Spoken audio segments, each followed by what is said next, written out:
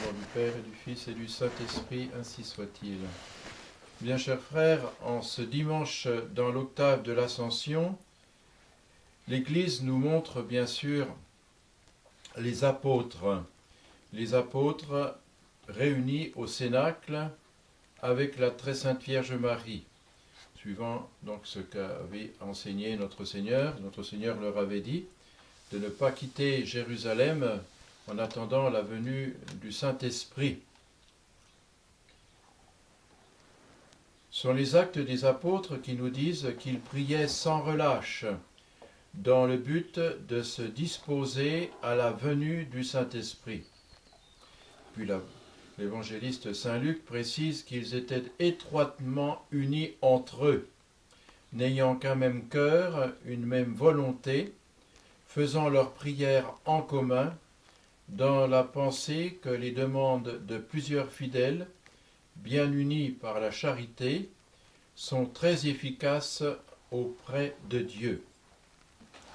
Cela nous rappelle donc que effectivement la prière en famille, les parents avec les enfants, donc est d'une grande utilité. C'est une recommandation donc que j'adresse. Concernant donc les dispositions des apôtres, voilà donc les dispositions donc dans lesquelles ils se trouvaient pendant ces 10 jours. Et le Cénacle, la salle du Cénacle, fut donc en ces instants la figure de l'Église, c'est-à-dire une maison de prière et d'union. Vous voyez ce que les églises, les bâtiments, à l'heure actuelle, peuvent être, où l'on est dans les cérémonies, donc où on est loin de maisons de prière, où l'on peut se recueillir. Aujourd'hui, comme l'annonçait le cardinal Pie en son temps, l'Église est donc réduite à l'état de domesticité.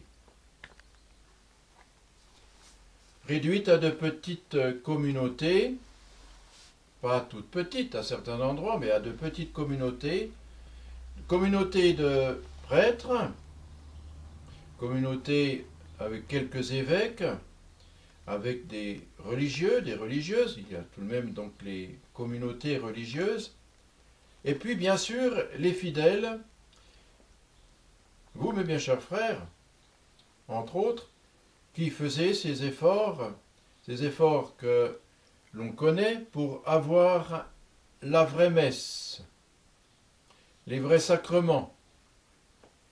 La vraie messe, je le précise donc, en étant dégagé de toute union avec l'hérétique au canon de la messe.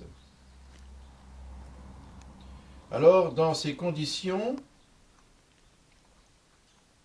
l'exemple, parce que je pense que plusieurs personnes savent quel déplacement vous faites, les dispositions dans lesquelles se trouvaient les apôtres vous sont donc précieuses. Et ce sont donc ces dispositions qu'il nous faut conserver.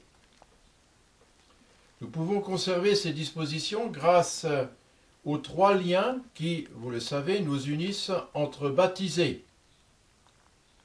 Je vous les rappelle, ces 3 liens que sont la même foi, la participation au même sacrement et la soumission au pasteur. L'Église donc nous le précise, le catéchisme nous le précise bien, au pasteur légitime. En continuant donc d'observer, en l'absence de pasteur légitime, tout ce que le véritable magistère de l'Église nous a enseigné. C'est pour cela que, d'une manière générale, nous disons, nous gardons la tradition. Mais la tradition, comme certains donc voudraient nous le faire croire, ce n'est pas uniquement de conserver, comme si on était des conservateurs et qu'on ne sache pas se discipliner et qu'on ne sache pas transmettre cet enseignement de l'Église. La tradition, c'est de conserver et de transmettre. Ce sont les deux.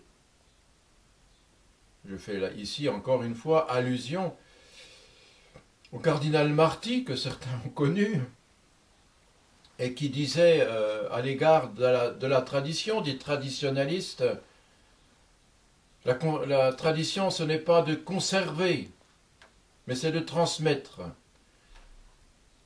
Éminence, je m'excuse, mais on ne peut pas transmettre ce qu'au départ on n'a pas conservé. Donc la tradition, c'est de conserver et de transmettre, c'est pas simplement de transmettre.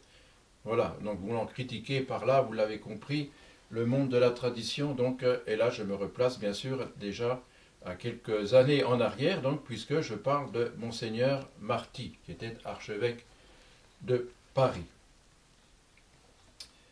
Alors donc nous conservons la tradition, c'est-à-dire nous continuons d'observer, en l'absence de pasteurs légitimes, tout ce que le véritable magistère de l'Église nous a enseigné. Alors tenons ferme dans cette même foi qui nous unit et dans la participation au même sacrement, en suivant aujourd'hui l'enseignement, ayons ces dispositions dans lesquelles se trouvaient les apôtres au Cénacle, qui n'avaient donc qu'un seul cœur, une même volonté, et qui priaient en commun, avec la très sainte Vierge Marie. Rendez-vous compte, mes bien chers frères, quelle retraite spirituelle donc faisaient ainsi les apôtres donc au Cénacle en présence de la très sainte Vierge Marie. Alors il nous faut considérer donc les apôtres qui comprenaient combien la très sainte Vierge Marie, Notre-Dame médiatrice de toute grâce, avait à elle seule plus de crédit auprès de son divin Fils que tous réunis.